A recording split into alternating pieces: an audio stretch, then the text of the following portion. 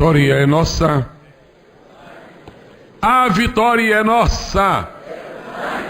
Seja glorificado aquele que criou os céus e a terra, o bendito Pai Celestial.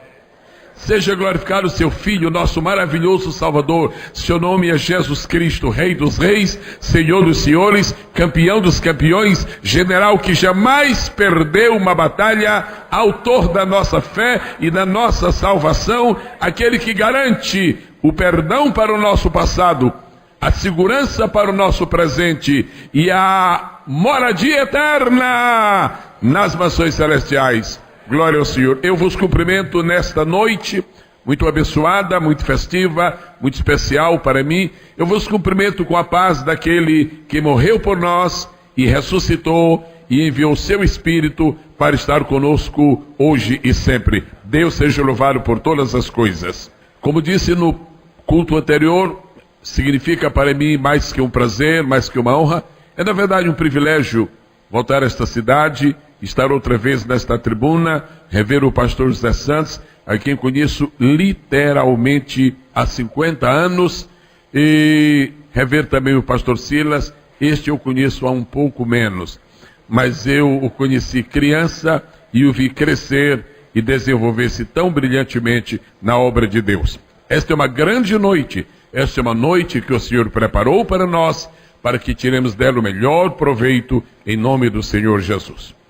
Como é que Deus está classificando as pessoas que neste final de semana estarão mergulhadas no lamaçal chamado Carnaval? Qual será a opinião de Deus a respeito disto que chamam a maior festa do planeta? Como será que Deus vê essas pessoas? Existem aqueles que estão compadecidos, estão com o coração, na verdade, quebrantado, e gostariam muito de estar sempre orando a Deus e pedindo socorro, clamando por misericórdia, porque são literalmente milhões de almas absolutamente desorientadas, milhões de vidas sem destino, sem futuro, sem paz, sem Deus, sem perspectiva nenhuma de felicidade. Como será que Deus vê? Há outras pessoas também que gostariam que Deus mandasse uma chuva muito pesada, começando no sábado e terminando na quarta de manhã. E até gostariam que houvesse muitas mortes para que Deus mandasse o seu juízo. Primeiro, nós não estamos ainda naquele dia que o Senhor falou no profeta Isaías. Nós estamos naquele ano aceitável do Senhor. Nós estamos no período da graça. E uma das razões porque Deus, na verdade, não tem mandado durante anos a fio juízos pesados, embora Ele mande sinais de sua justiça. Mas sinais de sua justiça são uma coisa, o peso de seu juízo é outra. O peso do seu juízo veio Sodoma e Gomorra e não escapa nada quando vem o peso do seu juízo. Mas muitos escapam quando vem a manifestação da sua justiça, os sinais. Como será que Jesus classifica cada pessoa que estará neste fim de semana, nesse calabouço espiritual? Eu estava lendo a Bíblia e descobri que Jesus contou uma história. E eu chamaria nessa noite a história pelo seguinte título: o homem que possuía o espírito de carnaval. E nós vamos ver isto na Escritura Sagrada. É uma maneira da igreja avaliar o comportamento dessas pessoas, recolher as lições espirituais e nós também nos chegarmos mais perto de Deus. Porque à medida que vemos o desequilíbrio, o desacerto, o descompasso das multidões sem Deus, nós devemos ser estimulados dentro de nós mesmos a aumentar a nossa comunhão com Deus. Porque ao contrário do mundo, nós temos futuro. Ao contrário do mundo, nós temos promessa. Ao contrário do mundo, nós temos aliança. E nosso futuro, e nossas promessas, e nossa aliança são vindas da parte do Senhor. Quem dedica, na verdade, uma palavra de gratidão a Deus nesta noite por ter futuro, diga amém. Amém. Por ter promessa, diga amém. Amém. Por ter aliança, diga amém. Amém. Vamos combinar o seguinte, vamos treinar isto aqui e divulgar esta verdade. Eu ficaria muito agradecido se você pudesse compartilhar a seguinte mensagem para seu irmão ou para sua irmã. Diz assim: olha, eu tenho futuro, promessa e aliança. E você? Dependendo da resposta, eu penso que dependendo da resposta, você já pode começar a fazer o apelo, né? Quem não tiver futuro, nem tiver promessa e nem tiver aliança, agora não esqueça, essas três coisas sustentam a nossa fé. O futuro que nos é garantido, a promessa que nos foi oferecida e a aliança que foi selada. É muito bom ter isto. E quanto ao homem que tinha o espírito de carnaval, Evangelho de Jesus Cristo, conforme escreveu o evangelista Dr. Lucas, capítulo de número 12. Lucas capítulo 12, vamos ler alguns versículos. Os senhores sabem que existe um verbo na língua portuguesa que só se aplica para dois movimentos deste mundo. O movimento das folhas das árvores, lá nas florestas, ou então o movimento das páginas de um livro por uma multidão. E não se aplica em mais nada. É o verbo farfalhar. É o que a gente ouve quando anuncia um versículo da Bíblia, esse farfalhar aí das folhas das Bíblias. Isso só acontece porque o povo de Deus traz Bíblia. E seria muito triste estarmos num culto sem Bíblia. E seria muito triste, trazendo a Bíblia para o culto, não ter o que fazer com ela. Eu acho que os irmãos se lembram de algum tempo ter ouvido uma visão que um irmão contou. Não se sabe com certeza, não foi investigado bem se foi uma visão, se foi um sonho, mas tinha até áreas de revelação. Esse irmão estava num culto e não sei qual era o dinamismo do culto, que ele então perdeu aquela sensibilidade própria dos que estão acordados, e daqui a pouco ele entrou numa situação assim de dinâmica superior ao natural, ou seja, dormiu. E de repente ele ouviu um gemido. E o gemido se tornava intenso, ele então despertou. E olhando ao redor, não havia ninguém gemendo. Disse: não é ninguém. E então outra vez esteve nos braços do príncipe do sono. E ficou mais um pouco. E daqui a pouco ele ouviu novamente. E disse: alguém está falando. Ele apurou bem o ouvido e viu que não era apenas um gemido, eram palavras. Me abre, me abre, me abre. E quando ele se deu conta, foi ver, era a Bíblia dele que estava falando. Me abre, me abre, me abre, me abre. Há Bíblias que vêm para o culto e ficam gemendo porque não foram abertas. Isso sem falar com aquelas que ficam chorando em casa porque não vieram. Aqueles que têm sua Bíblia gemendo, digam amém.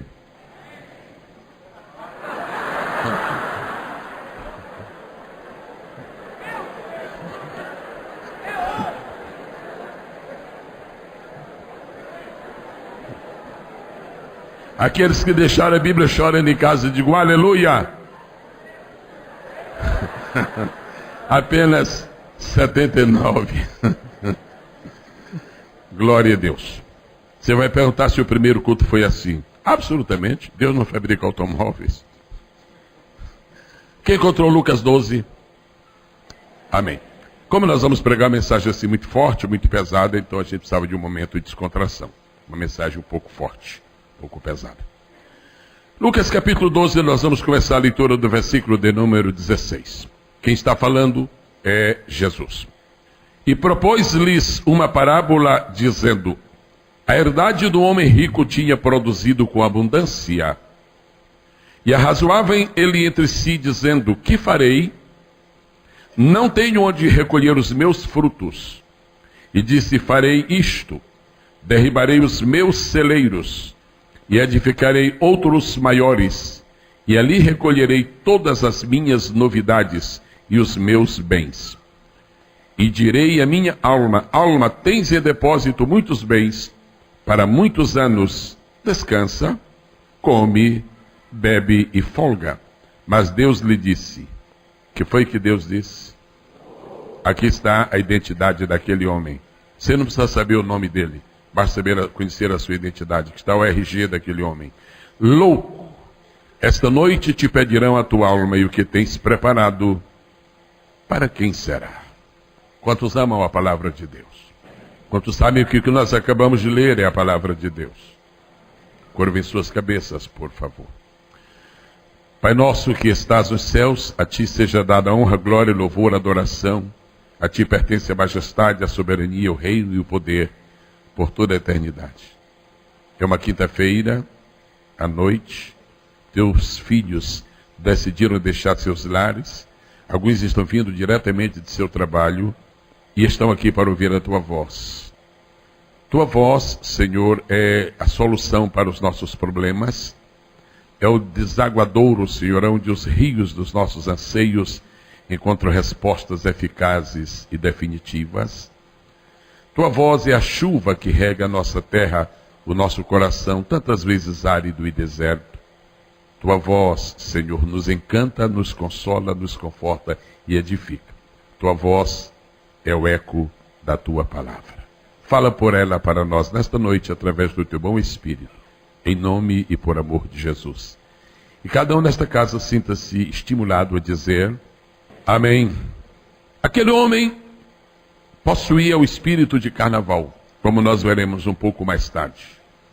A primeira palavra que Jesus diz sobre aquele homem não tem o menor sentido de censura. A primeira descrição que Jesus faz da vida daquele homem é algo normal e perfeitamente aceitável a qualquer época da vida e na vida de qualquer pessoa. Eu lhes agradeço se manter a Bíblia aberta, porque nós só vamos estar pensando nela e lendo-a. Diz assim o princípio da parábola: a herdade de um homem rico tinha produzido com abundância. Aqui não há nenhuma censura, aqui não há nenhum problema, não há nenhum pecado em ter uma fazenda. Quem puder ter mais, que as tenha. Não há nenhum pecado também em ser rico. Essencialmente não é um pecado ser rico. Outra coisa que também é muito natural é que, sendo homem rico e tendo uma grande herdade, é que haja produzido. E é uma coisa até agradável saber que produziu com abundância. Isto é um relato natural, isto aqui não tem um conteúdo espiritual, é uma coisa circunstancial que pode acontecer com qualquer vida, inclusive com você. Agora, daí para frente, começa o lado espiritual da vida daquele homem. De maneira que nós vamos separar para sermos justos, para sermos honestos, e não vamos aqui extrapolar os limites da hermenêutica para dizer que globalmente o homem era louco porque era rico. Ele não era louco porque era rico. Ele não era louco porque possuía fazenda. Ele não era louco porque plantava e muito menos louco porque colhia. Nós devemos ter muita sobriedade quando examinamos a palavra de Deus. Nunca devemos dizer que ela diz o que ela não diz, ou interpretar aquilo que não está correto, que não confere com o pensamento original do Salvador que pronunciou a parábola. A parábola era uma forma favorita de Jesus ensinar. Jesus foi o evangelista por excelência, o grande pregador, o ensinador mor de todos os homens, mas ele, na verdade, ele, como um homem de parábolas, ele é absolutamente superável. E ele nos contou esta parábola. Agora nós vamos descobrir por que aquele homem é chamado por Jesus de louco. Quando foi que aquele homem começou a ficar louco? Eu nunca lidei com loucos. Eu tenho outras preferências na vida. E não sei se alguém já conviveu com um louco. Não sei se alguém sabe como uma pessoa se torna louca. Me parece que ninguém fica totalmente louco de repente. Parece-me que vão aparecendo sintomas, vão aparecendo sinais, vão aparecendo evidências. As primeiras evidências de uma pessoa que vai ficar louca é que ela fica muito engraçada. Mas as pessoas não discernem que aquele ar de graça, na verdade, não é coisa simples e deixam passar. Daqui a pouco a pessoa começa a passar do engraçado para o absurdo. Depois passa do absurdo para o anormal. E então, quando se vê, já é loucura. É difícil dizer exatamente quando uma pessoa começa a se tornar louca. Mas talvez nós possamos dissecar esta parábola. Talvez nós possamos contar com a ajuda do Espírito Santo esta noite para entender algumas lições, algumas verdades. E como nós somos uma igreja que quer sempre crescer, como nós somos uma igreja que quer sempre ampliar as suas tendas e estender as suas cortinas, como nós somos uma igreja sempre interessada na evangelização, Pode ser que um pouco desta mensagem, especialmente no sentido de ajudarmos pessoas que nós conhecemos lá fora, que talvez não estejam merecendo ainda ir para o Pinel, mas são pessoas que já estão começando a apresentar alguns sinais de loucura. Então nós vamos ajudar essas pessoas, evangelizando e dando-lhes a receita de Deus, para que elas não cheguem ao estado cruel, ao estado terminal de loucura. Quais foram os pecados daquele homem? Quais foram os defeitos daquele homem?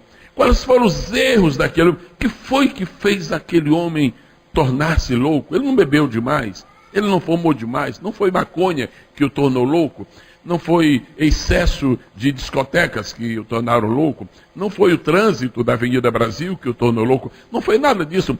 Foram outras coisas que tornaram aquele homem louco. Fique com a Bíblia aberta e nós vamos olhar agora os erros, os pecados, as falhas, os enganos, os equívocos daquele homem até ele se tornar louco.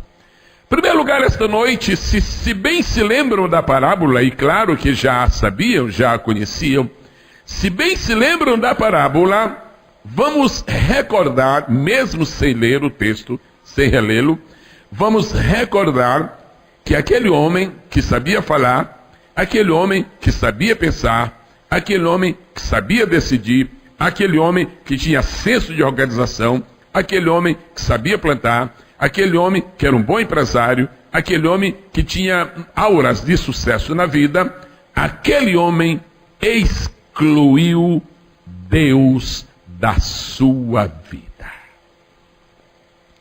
Isso não pode ser uma questão simples. Isso é uma questão fundamental. Isso aqui é profundo. Não há nenhum problema em ser rico.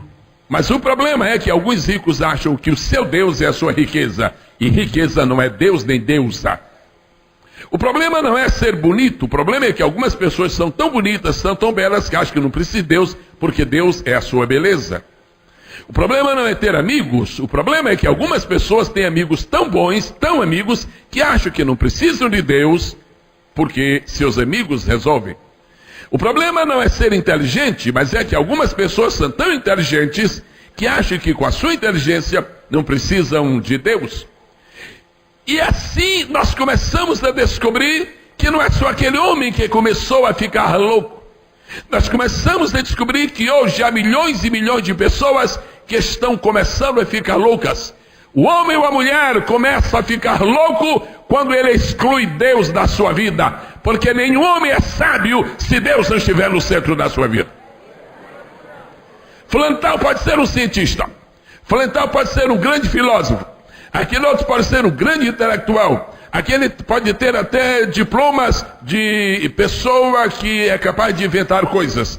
Mas a verdadeira sabedoria só acontece quando Deus está em uma vida e fica em cima e a pessoa fica embaixo temendo a Deus, porque o temor do Senhor é o princípio da sabedoria e a ausência desse temor é o princípio da loucura.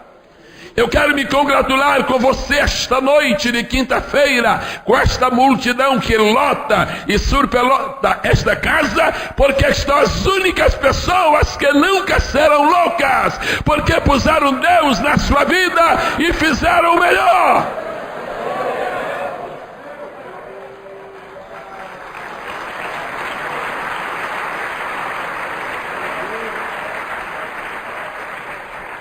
Aquele homem sabia conversar com a sua alma. Aquele homem sabia comprar e vender. Aquele homem deveria ter muitos empregados ao seu serviço, com os quais falava e aos quais dava ordem para dizer: plante aqui, plante ali, aqui é soja, aqui é cevada, ali é trigo, ali é milho. Isso ele sabia muito bem, sabia conversar com todos, mas não sabia conversar com Deus. Ah, se eu pudesse descer agora desta plataforma e apertar a mão de cada pessoa que está aqui e dizer: parabéns, você é um sábio, você sabe conversar com Deus. Nosso Deus não é aquilo que muitos dizem, que muitos imaginam, que muitos proclamam, um Deus inatingível.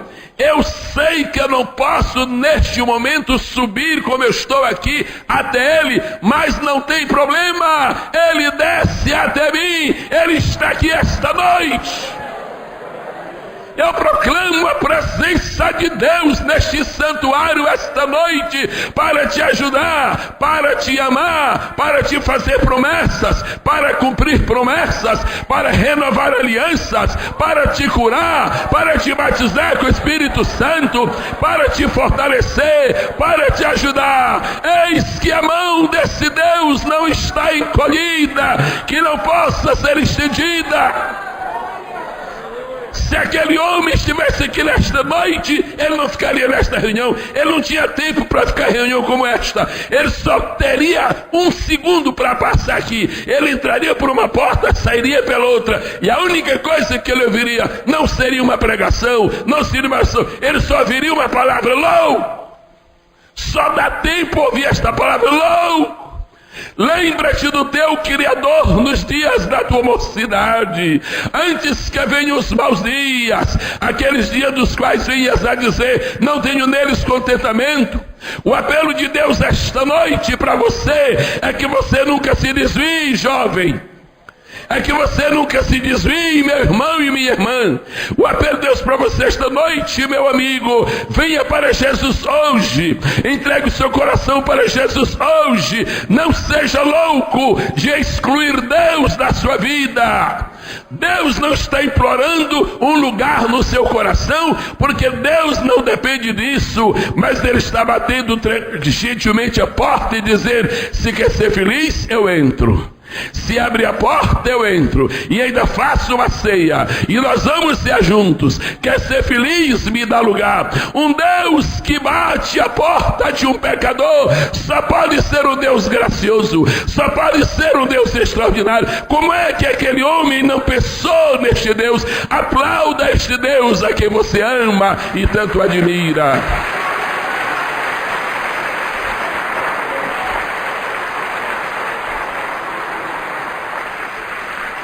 Primeiro pecado daquele homem, primeiro sintoma de loucura. Primeiro sintoma de loucura: esqueceu-se de Deus. Deus é superior aos nossos melhores amigos. Deus é superior a todas as riquezas. Deus é superior a todas as joias deste mundo. Todas as minas de ouro e diamante deste mundo, se pudessem ser acumuladas num só lugar, e viesse alguém para fazer uma avaliação, aquilo seriam centavos, comparando com o valor do nosso Deus, com a grandeza do nosso Deus, com a sublimidade do nosso Deus. Não ponha Deus em estado de comparação com nada e com ninguém. Deus não é fator de comparação com nada. Deus é sublime, Deus é extraordinário, Deus está acima, Deus é soberano. Deus é Deus, e nós não abrimos mão dele nem nesta noite e jamais. Segundo sintoma de loucura daquele homem foi que, além de excluir Deus da sua vida, ele isolou sua família de si e dos seus negócios. Os senhores sabem que este foi o grande pecado de Ló. Quando observamos a vida de Ló, a gente está inclinado a fazer um sermão para tirar o couro da mulher de Ló. Mas às vezes a gente se esquece que a mulher de Ló ficou naquele estado por causa de um varão, de um homem, de um marido que não se lembrou dela. Nós estamos muitas vezes preparados para dizer coisas terríveis sobre a mulher de Ló, mas esquecemos que quando Ló escolheu o caminho para onde devia seguir, ele olhou para aquelas planícies de Sodoma, achou-as parecidas. Isso não tem nada a ver com o mundo espiritual. Achou só parecidas. Achou-as parecidas com aquela direção do jardim do Senhor, e não pensou nem na sua esposa e nem nas suas filhas, e escolheu aquele caminho por vontade própria.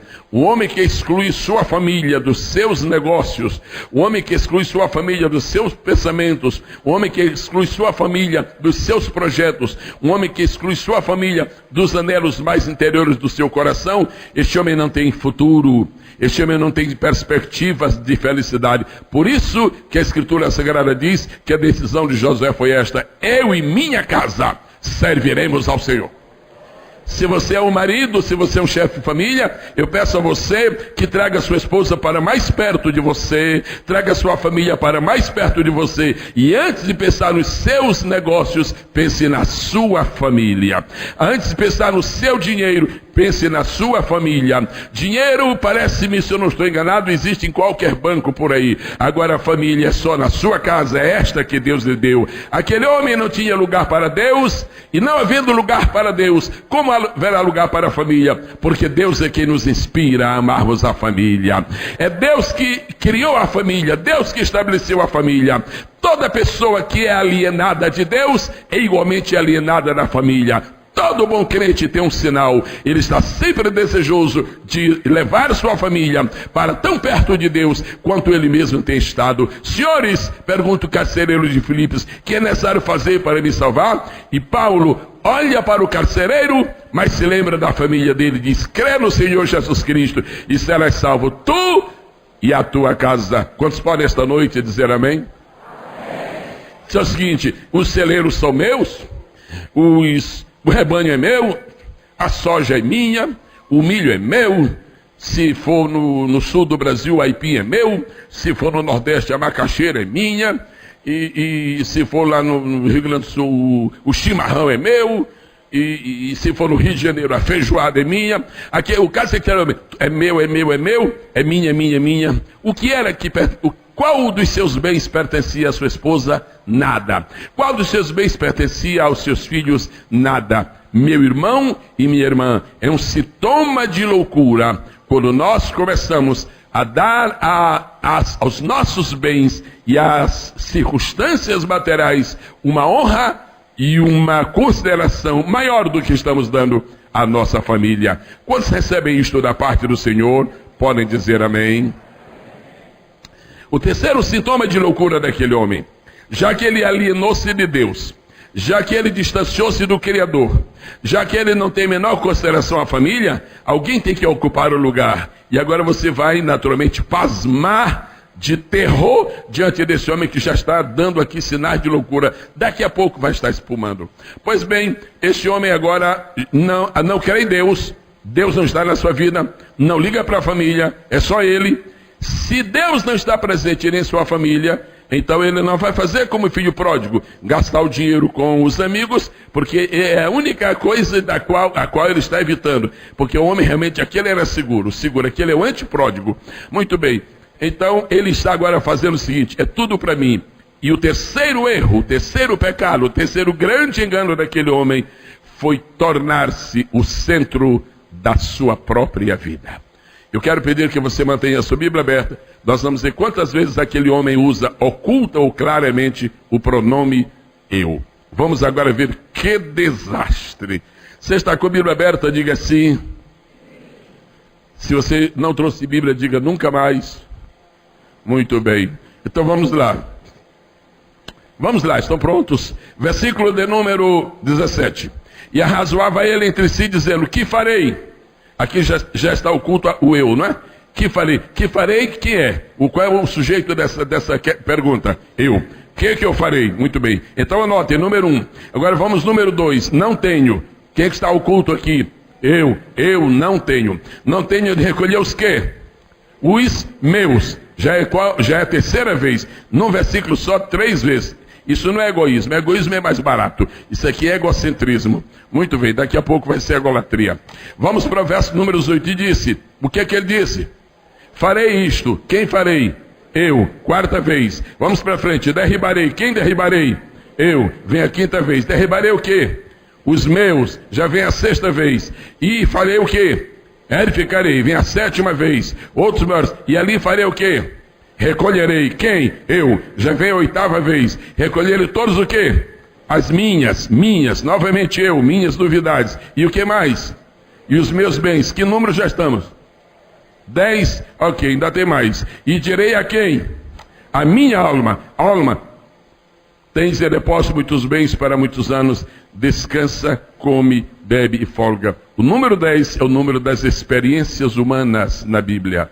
É no número 10 que o homem é provado. Se é para obedecer, são 10 mandamentos. Se é para testar a capacidade de esperar Jesus, são as 10 virgens. E assim por diante. Ele diz 10 vezes. Num trecho de 3 versículos, o homem fala 10 vezes. Eu. Mas está muito feio, só eu vou variar. Está muito feio isso. Meu. Não estou gostando disso, eu tenho que mudar isso. Minha. Não, isso está uma cantiga muito esquisita. Mudar. Meus. Bom, então é eu e meus e minhas. Meus amados irmãos, algumas coisas que nós podemos ouvir da palavra de Deus, que certamente poderão não somente nos ajudar, mas poderão ajudar as outras pessoas. Quanto por cento Deus está ocupando da nossa vida? Qual o espaço que Deus está recebendo? Que porção de nosso tempo estamos oferecendo a Deus? É claro que você já disse umas 4 vezes esse banco: oh, aleluia, glória a Deus que eu não me pareço com este homem louco, glória a Deus. Porém, quanto tempo você está dando para Deus? Há pessoas que não podem vir à igreja durante a semana, porque estão muito ocupadas, e aproveitam já que estão muito ocupadas durante a semana, então elas descansam durante o domingo, mas elas sem falta virão ao culto no dia de Natal. Essas pessoas não têm tempo nenhum para Deus. Há pessoas que dizem: eu tenho que ler a palavra de Deus hoje, haja o que houver, eu lerei a palavra de Deus. E há muitas coisas, mas algumas não podem ler a palavra de Deus, porque precisam saber a atualização do grande irmão. Outros que não podem estar vindo à casa de Deus, porque precisam ver programas que são, segundo eles, são realmente fantásticos. Outros não têm tempo para ver a igreja, porque estão chechando, e assim por diante. A verdade é que há muitas coisas que nos impedem de estar na casa de Deus. Me diga uma coisa: qual é o tempo mesmo que você está dando para Deus? Se o Espírito Santo agora se transformasse em uma pessoa física, como eu estou nesta tribuna, e fosse um inquiridor, e saísse de banco em banco aqui perguntando: quanto tempo de crente? Não é que ele não saiba, é só para a pessoa confessar: 10 anos. Quantas vezes já leu a Bíblia? Ah, Deus, já estou em Levítico. Se o Espírito Santo viesse esta noite fazer uma enquete aqui: quantos anos tem de evangélico? Oh Deus, eu sou novo crente, só tenho 38. Quantas vezes lê a Bíblia? Não consigo. Eu não consigo passar das crônicas, Deus, aquele é indigesto, é tanto nome esquisito. Nós não temos tempo para Deus, ou nós temos tempo para Deus? Tu nunca serás forte se tu não tiveres tempo para Deus. Tu não vencerás a demônio algum se tu não conheces a palavra de Deus.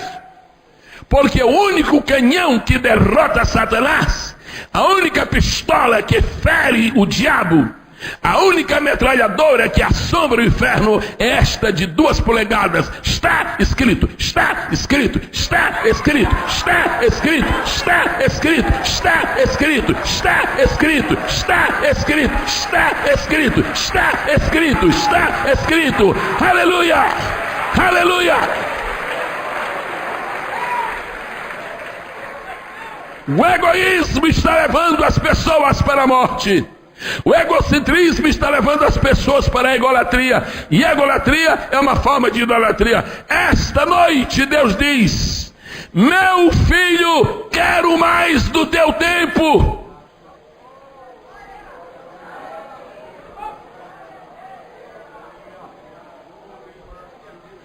Eu quero que você compreenda. Você não vai mais... Esse pastor só se vê depois que muda, que a amendoeira florida aparece acima do pescoço, então eles começam a ficar com essas coisas antigas. São muito antigas mesmo, são do tempo de Deus. Muito bem, mas eu quero que você compreenda uma coisa: haverá sempre estratégias do inimigo para roubar o seu tempo e para impedir você de estar em comunhão. Muitos crentes que eram habituados a orar e que falavam com Deus e gemiam na sua presença, já não fazem mais, porque estão orcuteando no lugar de orando. Há muitas estratégias do inimigo para roubar você da presença de Deus. E o que Deus está dizendo é o seguinte: ninguém fica louco de repente, vai começando a ficar louco pouco a pouco. Primeiro exclui a escola dominical, depois exclui o culto de domingo à noite, depois exclui o culto da semana, vigílias, isto era coisa do século passado, e etc, etc. Eu quero glorificar Deus porque vocês estão aqui em pé na casa de Deus esta noite. Sabe o que Deus está dizendo para vocês que estão sentados, para vocês que estão em pé? Meus filhos, tudo pode acontecer com você, mas eu garanto uma coisa: vocês nunca serão loucos. Vocês nunca serão loucos. Vocês nunca serão loucos. Aquele homem se tornou louco porque ele se tornou egocêntrico. Quantos compreendem que isto é verdade? Eu queria pedir a gentileza que é um dos pastores, se não se aborrece comigo, pode me dar uma pequena ajuda aqui? Pode ser? Por favor. Eu queria pedir a sua gentileza por isso numa mão. Ok, numa mão. Ok. Isto aqui por noutra mão. Por gentileza, amado, o que é isso que o senhor tem na mão direita? Uma garrafa d'água. O senhor tem certeza? Ok. Isso não é um livro? Olhe bem, vê. Isso não é um livro? É um livro. Não, é um livro ou uma garrafa d'água? É um livro ou uma garrafa d'água? Ok. O que é isso? Ficando meio louco. É um livro. Não, isso aqui é uma garrafa de água. Isso não é uma garrafa de água? Não. Qual que é o livro? Qual que é a garrafa d'água? O senhor nunca vai confundir-se? Livro é livro. Livro é livro. Água é água. Muito obrigado. Aquele homem começou a ficar louco quando ele não sabia distinguir as coisas.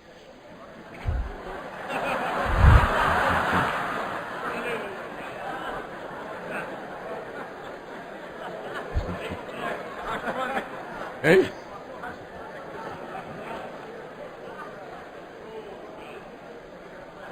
Ninguém sabe aonde eu vou chegar agora. Não tem uma pessoa, acredito que não há uma pessoa que saiba o próximo passo que vem. Vai ser pesado, o pastor Silas. Quando uma pessoa começa a ficar louco, não faz mais a diferença entre verde e amarelo. Afinal de contas, ambos estão na mesma bandeira. Quando a pessoa começa a ficar louco, não sabe mais a diferença entre grande e pequeno. Sabe quando uma pessoa começa a ficar louca, ela não sabe mais a diferença do natural e o espiritual. Ela não sabe mais a diferença do divino para o humano. Qualquer louco pega a Bíblia e diz é um livro qualquer. E pega um romance aí de um louco e diz é uma obra extraordinária. Isso é loucura. Qualquer louco olha e diz, mas que coisa, que paredes bonitas. Esse plástico é o melhor que existe na Alemanha. Coisa de louco. Onde é que tem plástico nessa parede? Os loucos não distinguem as coisas. Você já chegou? Já alcançou? Já está quase. Já alcançaram onde eu quero chegar? Já alcançaram onde eu quero chegar? Ele perdeu a capacidade de discernimento. Isto é muito sério. Quando seu filho jovem chega em casa e diz que aquela música satânica é a mesma coisa que o hino, eu acho bom você correr aos pés do Senhor, porque tem algum sintoma de loucura.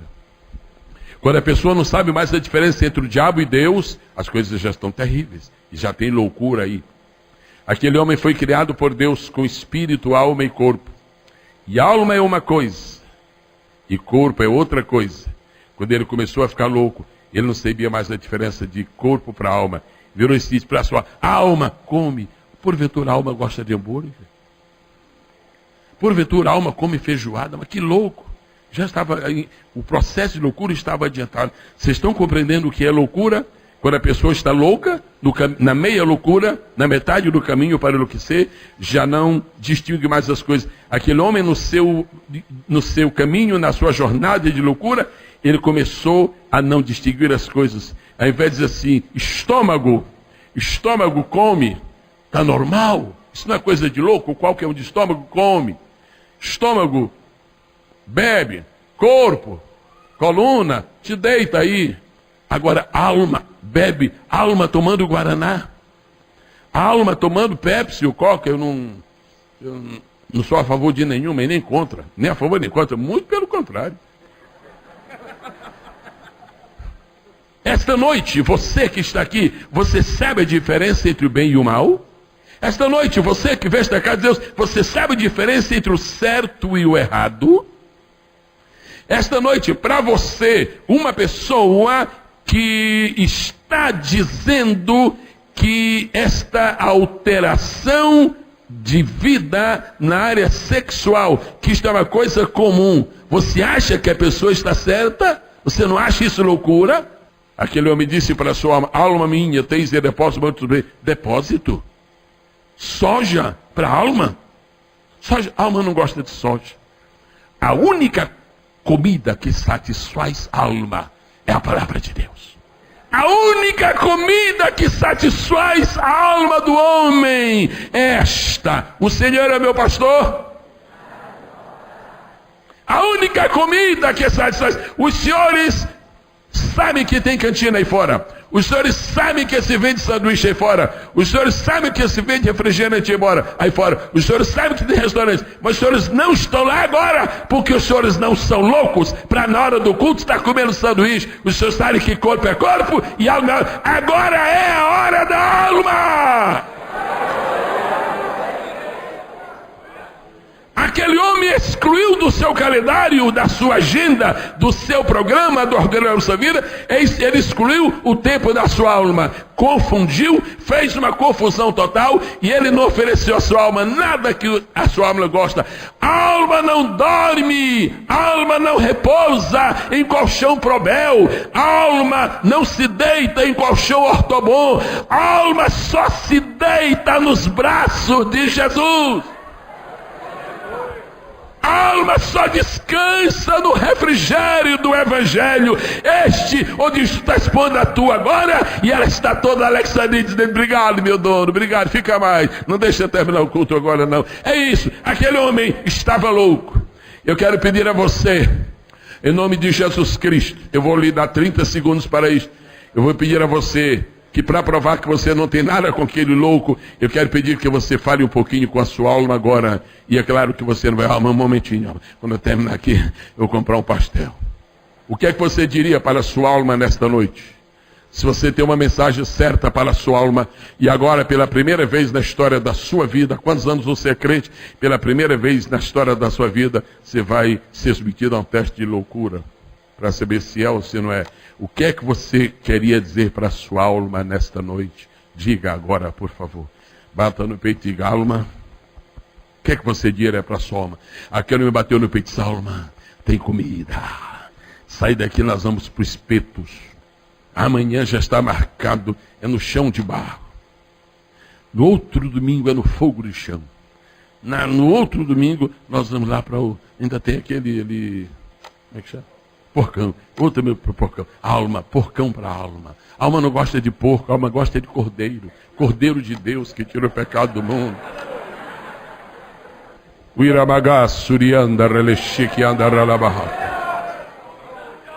Sabe por que Deus está falando isso com você?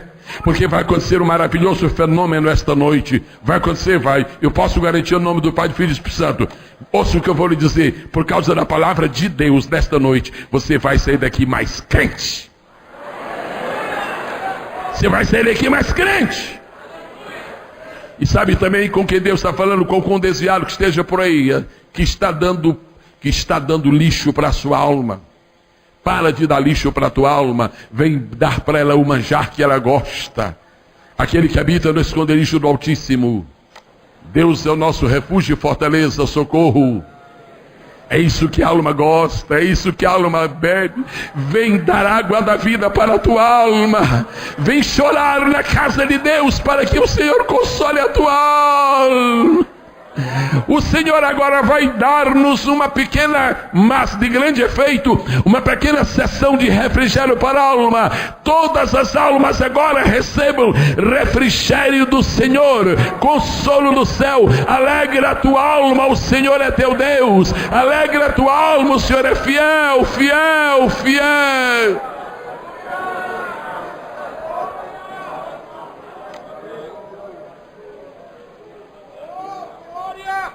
O que é que a tua alma gosta? A tua alma gosta quando o teu corpo vem e se senta aí. O que a tua alma gosta é que o teu corpo fique sentadinho. Não me incomoda agora. E não sai daqui não, que eu estou bem. Aí vem alguém, não era uma Raquel Melo, vem alguém e diz assim: tu és fiel, Senhor, meu Pai celeste. É isso que a tua alma gosta. É isso que a tua alma precisa. É isso que está fortalecendo as cordas do teu coração.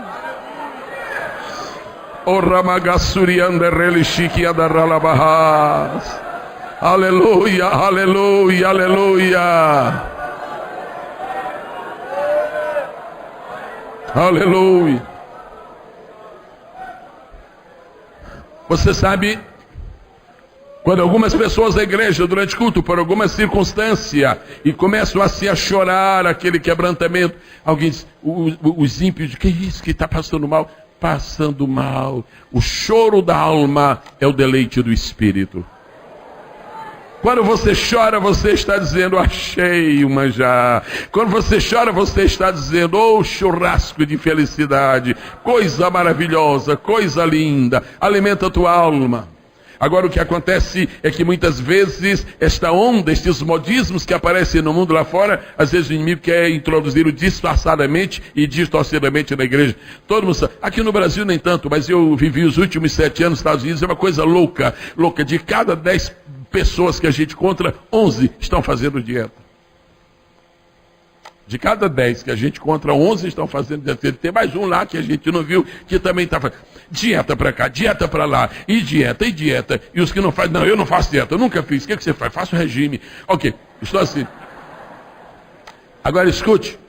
E o pastor, o senhor é contra ou a favor de dieta? Eu? Dieta? Para mim, nem a favor nem contra. Muito pelo contrário. Você não sabe onde eu quero chegar, mas eu vou chegar. Sabe o que o inimigo está querendo fazer com a igreja? Ele está pegando essa onda de dietas. Ele está pegando essa onda de regimes. Ele está pegando esse espírito de pré-anorexia. Ele está pegando essa onda de cintura fina.